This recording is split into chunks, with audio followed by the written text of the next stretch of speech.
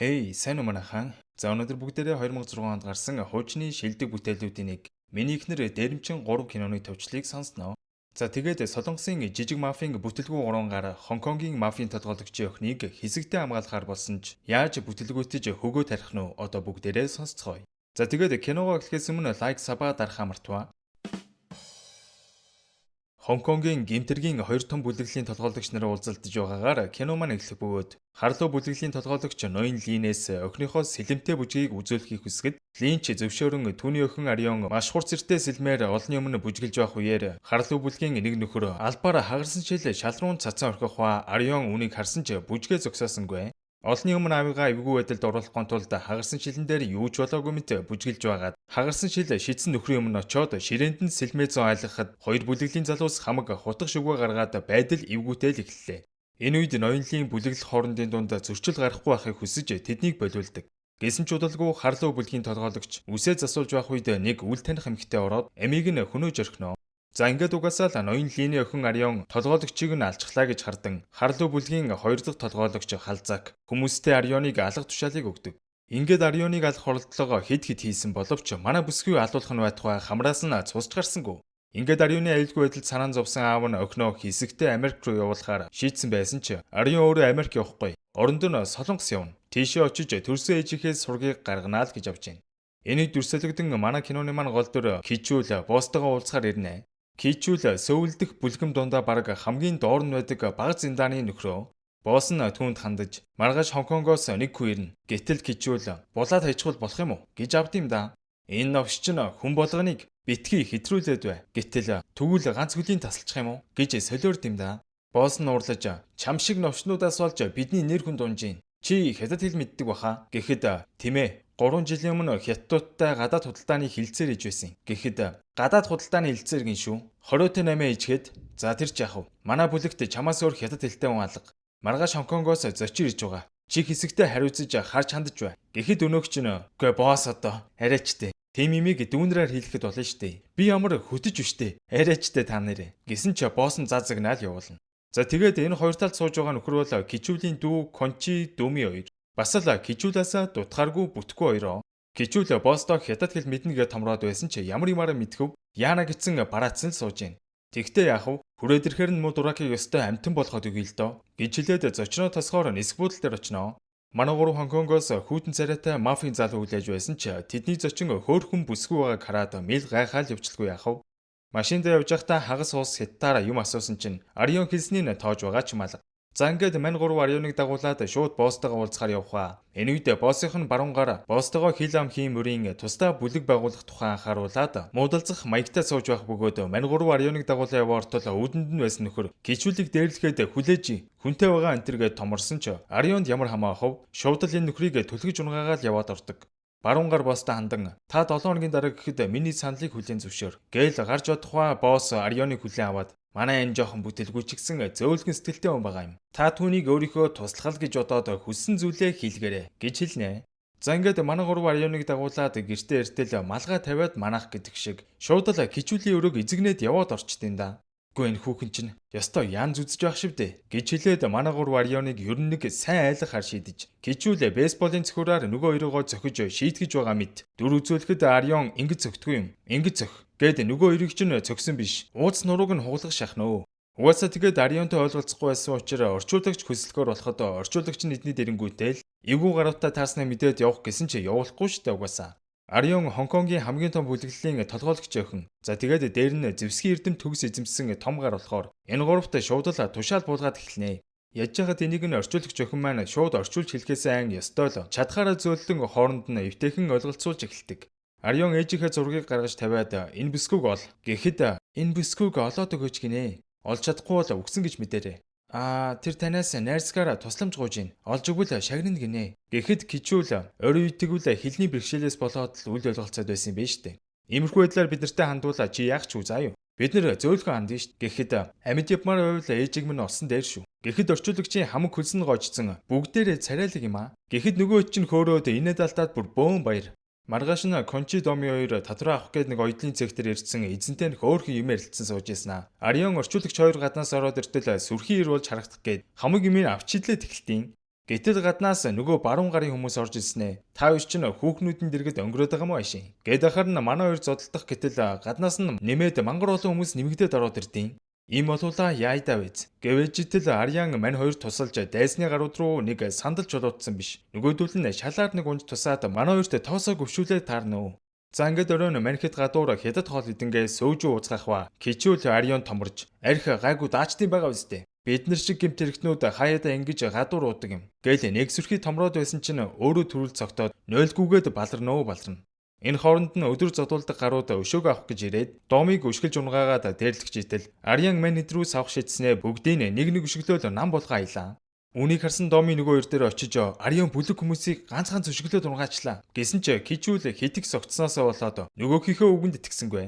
За ингээд Арьянд гөвшүүлсэн залуус ямар эмэгтэй хүн зодуулсан гэлтэй биш. Кичүүл зодуулчлаа. Гээд баруун гар тэлтэл өнөөх нь босстой уулзсан юм уу яасан. Босс кичүүл рүү залгаад чи чинь яагаад хэрэг тариад яваад байна? Яагаад хүн амтан зодож нүдэд байгаа? Гэж загнахва кичүүл бүр гайхацсан. Босс яриад өчигдөр намайг зодоо байсан гээд ахын. Чи санаж гэнэ үү? Гэхэд өнөөх нь би юу санахгүй бараг л тасарсан байсан л гэж авч гин. Гэтэл баруун гар машин явуулаад кичүүл Арьян хоёрыг бүлгийнхээ байранд дуудажээ. Маньхүү яваад уртал хоёр дүүгэн ёстой авах юмгүй болтол нь зодоод хайцсан байт юм да. Тэгснээ баруун гар кичүүлд хундаг виски хийж өгөөд наатахаа уучих. Тэгээд хоёулаа хин гэдгээ үзчихье. Чи ахыхаа өдөөс арсалдаад их том болжээ. Гэж занал хэлэхэд өчигдөр хүмүүсийг нь зодцсон гэд өөртөө итгэцэн байгаа кичүүл маань бас муучгүй мафийн хүн гэсэндэ вискиг нь ганц амсгаагаар уугаад хундгыг нь буцаад түлхэх гэж байхдаа тентгийн лаг нь унгаж хаяад баг гал тавингаа алтнаа. Ястой бүтэлгүй гэж нэрэ. За ингээд баруун гар кичүүл хоёр зодтолдож эхлэх ба кичүүл зохих гэж оролцсон ч нүүрлүгөө цөм цөхүүлнэ. Газраас босоод дахин зохих гэж оролцсон ч дахиад цөхүүлчихнэ. За энэ үед Арьяны тэсвэр алдагдаж баруун гарын нүдрүүн самар авч чийдсэний хүчинд манай хүн баруун гарыг унтлан цохиж чаддаг. Гэтэл туслахууд нь манай хүнийг бүжгүйд цаа чин бас ирэх юм гисэндэ Арьян алуу хойшоо бай гэд нөгөөдгөө хамгаалаад байгаамаа. Даа чи энэ олон залуусыг яаж орох вэ? Нүүр нүдгүү зодуулж эхлэхэд Арьян кичүүлийг түлхснэ. Ганцаараа зодолдоод эхэлнэ. Ядж хахад хөлн ямар ч өндөр гарч ирдэйн дайсан залуусыг нэгээр нь өшгөлсөөр угаад бүгдийн зодоод хайчна. 10 залууг ганцаараа зодсон Арьяныг хараад манай хэд бүр шок.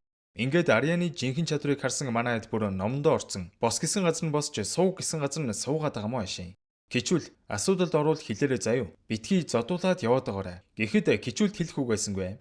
За ингээд өрөөнө тэр хоёр пив хувааж уунгаа арай илүү дотн танилцах ч хэлний бэрхшээл байсаар л байлаа.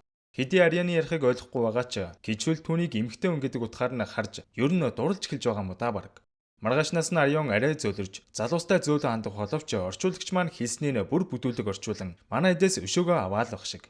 Тэгснээ бүр орчуулагчийн хэлснийг үг дуугыг мөрдөж бай гэж хэлж байна ч гэж баг шиг. Ингээ маргааш нь кичүүл мафийнхаа байран дээр очтол босс нь баруун гарыг барьцсан хамаг үннийг хүлээлгээд бүлгээсээ хөөгөөд гаргаж байна. За ингээд дайсныг дарж авсан гээд кичүүл маань боссдоо шагнуулж бүлгийнхээ хамгийн том ах нь болж огцом зэрэгэл өсөөл явчлаа. Энэ үед дүрсэлэгдэн Хонконг руу шилжих ба Харлуугийн толгойлогчийг алсан жинхэнэ алуурчин харагданаа. Гэтэл энэ халзаак боссыгоо захиалахаар алуулж өөрөө босс болсон байгаа байхгүй юу? Тэгсэн мөртлөө эсрэг бүлгийнхнийгаа нам дарахаар шийдэн алуурчин бүсгүйг Солонгос руу явуулж Арьяныг алах даалгавар өгдөг. Манайд мафийн гэдгээ бараг мартсан уу яасан. Гадуур гараад зармиг мармиг гэдгээ хувцхонор авсан шигээ сайхан явж идэл мэрэгэн бууч тэднийг онлоод байгааг Арьян анзаарна. Нөгөө эдэг аюулд оруулахын тулд тэднээс салан араас нь дагаад байгаа нөхдүүдтэй шууд нүүр тулан уулзтал нөгөө алуурчин чинь туслахуудаа дагуулад ирж тэгснэ биднийг дагаад яв. Энтергээд яриа үжитэл манайд Арьяныг олоод ирлээ.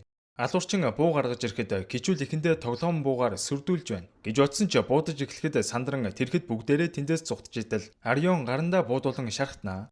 Гэтэл кичүүл энэ мэрэгжлийн алуурчин байна. Бодвол намайг л алах гээд байх шиг байна. Та надтай байвал аюултай эндээ байж бай. Би тэднийг төрүүлж идрий гэж авч гинэ. Сэтгэл нь сайхан юм да чавас. За тэгээд явж очиод хөөш би энд байна гэд гүйсэн ч манай үнийг юм чинээ тоосонгүй. Манайд гэрте очин Арьяны шархыг цэвэрлж явах зураа кичүүл кончи хоёр хоорондоо ярилцсанаа. Саяны алуурчдыг хийн уусан байж болох уу? Арай том ах таныг алуулах гээд байгаа юм бах та. Та их томорцсон байгаа штэ. Энтэр гэж ярилцсаар л энэ бүхэн Арьянаас болоод байгааг төвж гадралахгүй л байлаа. Гэтэл гэнэт орчуулагч нөгөө хүмүүс чинь гадаа ирчиж гиснээр кичүүл Арьян хоёр тусдаа нөгөө гурав чинь тусдаа салан машинцсан хоёр тал руу зүгтдэг. Манай хүн олигтойхон зугтж чадахгүй байгааг харсан Арьян би машин барина гэд өрүүлийг нь булан аваад зугтаж байхдаа шатаараа санаандгүй уруудан бие биендээ хөрөлцөж шүргэлцээд эвгүүлэн болонгоо л алтлаа. За ингээд кичүүл Арьяныг дагуулад аюулгүйгээр нь хөдөө гэрлүүгээ яваад очноо. Хүн амьдралдаа анхудаа эмгтэн хүн дагуулж ирэхийг харсан аав ээж хоёр нь хятад бэртээ болж байгаа юм байна. Гэд бүр бөөн баяр. Мань хоёрыг нэг өрөөнд оруулаад унтуулчдсан байгаа үстэй. Гэтэл Ариан орондоо хүртэл Атмандад байх нь хэцүү юм бэ. Гэтэл энэ үед Хонконгод Арианы аав Харлуу бүлгийн халзаагтай уулзан өхнийхөө аюул байдлын талаар хилцээр хийх гэж байхдаа тэдний занганд орж дэлбэрэлтэн дөртөн нас ордог. Ингээд маргааш өглөө нь манай гурав Кичүүлийн гэрт ирэх ба. Кичүүлийн ээж хүүдээ удам дамжсан эрдэнэ өгөн манай бэрт өгөөрэй гэж хэлнэ. Энэ үед алуурчид манай гурвыг дагаад эдний ойролцоо ирсэн байхыг харсан Ариан тэднийг дагаад эндээс зайдуухан газар очиж уулзнаа. Гэтэл алуурчин бүсгүй Ариан тандан өчигдөр шөнө аавч үгсэн. Одоо чамайг араас нь тонилгоно гэж хэлэхэд аавыгаа алуусандаа уурсаж гомдсон Ариан тэр дөрөөл нинжагийн шүрикэ шиг зүйл шидэн хоёр хамгаалагчийг нь нүдэрмхийн зуурд хөнөөж орхидог. За ингээд хоёр бүсгүй амбарын дотор хоорондоо өстөө алалцаж эхлэх ба. Алуурчин бүсгүй Арианаас арай хүчтэй байгаадаа харна Ариан сэргэлэнтэж овоолсон бухал руу өсөж орох ба. Алуурчин бүсгүй араас нь өсрөн орж Арианыг зоох гэж оролдож байхдаа Арианд гидсээ сүлбүүлэн хорвоог орхиноо өрхий. Гэтэл энэ үед Кичүүл Арианы ээжийг олсон тухай хэлэх ба. Сэтгэлээ сайн бариарай гэж хэлээд явуулдаг. Ингээд нэлэх багт нь хаяад явсан солонгос ээжтэйгээ уулзах зорилгоо бүтээхээр ээжийнхээ хүлэмжинд нь ирсэн боловч ягаад ч юм уулзаж зөрхилдгүй. Гэтэл ээж нь Ариан гэж дуудахад сэтгэл нь хайлж урсах шиг болсон ч хажуугаар нэг жаахан охин гаран гүгээд ээжд нь тэврүүлэх ба. Арианы ээж айл хэдийн охинтой болоод түндээч бас Ариан гэдэг нэр өгсөн байж л дээ. Ээж нь элэг бүтэн аз жаргалтай байгааг харсан Арион ч ээжтэйгээ уулзахгүйгээр тэндээс явах ба. Хонконг руу очиж аавынхаа өшөөг авах гээд нисэх буудлын дээр ирэхэд манайхэд гаргаж өгнө. Кичүүл чаваас Арионд сэтгэлээ илчлэх гээд нэг л ив хаваа болохгүй ажийтал Арион шууд л онгоцондоо суугаад яваад өгд юм да. Ингээд нутагтаа яваад очтол аав нь хэдийн амьд минь байсан ч Ариантай уулзан охиноо сайн сайхан амьдрахыг хүсээд шархаа дийлэлгүй өөд болно. Энэ явдлаас хойш сарын дараа Ариан далайн ирэг дээр олон зүйл бодон зогсож байтал Кичүүл хүрээд ирсэн байдیں۔ Тэгснэ ээжийнх нь зургийг гаргаж өгөөд ийм чухал зүйлээ мартаж явсан байлээ штэ. Энийг авчирч өгөх гэж ирлээ. Энтергээд бас санаад ирсэн гэдгээ хэлж чаддгүй. Тэгснэ надаар хэлгэх юм байна уу? Хүн алсан ч чадна шүү. Энтергээ томорж гинэ бас. Энэ үед халзаак киноны ихэнд Арионыг өдөөд байсан далдгасан гарын хурманд ирсэн. Нүсэр хурим хийгээд инээж ханацсан байж итэл Арион сүйд бүсгийн хувцс өмсч гарч ирээд эдний бүлгийнхнийг ёстой л нурааж тарааж хайж гинэ. Гэтэл Кичүүл маань Арианы бүлгийг дагуулад ирсэн. Бас хөөхөн ганц хоёр хүн зөксөн шигэ нэмэр болоо л байна. Ариан халзааки араас явах замдаа тэдний хүмүүсийг ёстой махнадалж байгаа мэт бөмбөнөр нь хөнөө явах ба. Нөгөө далдагнаад байсан баачгаа гарч ирээд Арионыг бодох гэсэн биш зүрхэндээ утга зоолгуулад чад. Арианы аимшигтай зэвсгийн эрдмийг харсан халзааг сандран умхумгүй зүхтаж эхлэх ба. Арион араас нь хөөсөрөөгал барьж авнаа. Гэтэл мань нөхөр сэлмээр нэг эсрэг нэг үзэх нү гэтэл сэлмээ аяснаа буу гаргаж ирээд Арианы хөл рүү буутчихсан юм да хөвгянгаар. За ингээд Арианыг зөвлөлд дуусгах гэжээл Кичүүл гарч ирсэн ээ. Хөөе, чи чаддсан бол намайг алаадах. Эмхтэй хүн буудах гэж байгаадаа ичихгүй байна уу? Гэд орилж байгаадаа Ингээс ээжийнхээ зүйлтийг гаргах гэж байхад нь халзаак буу гаргах гэж байна. Гэж бодоод Кичүүлийг буудаад барилгын дэврээс унгаачнаа. Энэ боломжийг ашиглан Арион халзаакийн цээж рүү хутгаа зоон алж чадах бөгөөд Кичүүлд санаа зовоод хартал манай хүн хогийн машин дээр унтсан инээдсэн л явж сайхангаар. Бүтэлгүйч гисэн тэнгэр ивэгээд байх юм да. За ингээд Харлуу бүлгийн толгойлогчийг хөнөөсөн Арион хоёр бүлгийг нэгтгэж Хонконгийн хамгийн хүчрхэг мафийн толгойлогч болох бөгөөд Хонконгийн томчуудтай ажил хэрэг яриад сууж байгааг нь харж зогсон Кичүүл нэг хартал алга болсон байдیں۔ Кичүүл явсныг хараад сэтгэл нь хоосроод байгаа боссыг харсан туслах нь таны явчаас ээжиг чинь явуулж хаад зүрхэн их өвдөж чаналдаг байсан. Би таныг тийм байгаасаа гэж хүсэхгүй байна гэж хэлэхгүй энэ үед Кичүүл санаа алдсан. Нисэх буудлын зүг явж итэл баахан мафийн хар машинууд замын хөндлөсөд зогсоод дотроос нь Арион буугаад ирнэ. Хүзүүний зүйлд хаана байна? Ахаад өгөх ёсоор нүг. Олигтойхон сэтгэлээ илчил тэнэг минь. Босс тантай хурмаа хийн гинэ. Татгалзуул яах вэ? Гэтэл за хурмаа ичээ та нарт үзүүлээд өгнө гэж хэлээд манай хоёр тэврэлтэх ба. Солонгосын доод Зиндааны мафийн гишүүн маань Хонконгийн хамгийн том мафийн толгойлогчийн нөхөр болж байгаагаар кино маань ийхүү төгснөө. За тэгээд энэ бичлэг та хэд таалагдсан бол лайк сабаа дарахаа мартва. Дараагийн дугаараараа иргэн уулзцгаая guys.